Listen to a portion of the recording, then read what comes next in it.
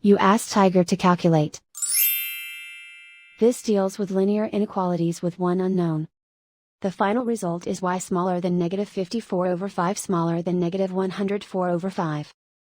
Let's solve it step by step. Simplify the expression. Simplify the arithmetic.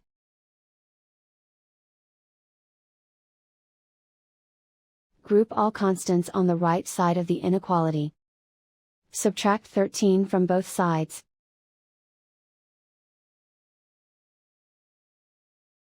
Simplify the arithmetic.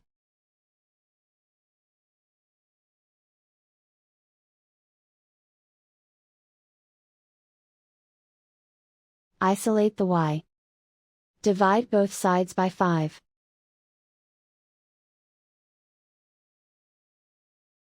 Simplify the fraction.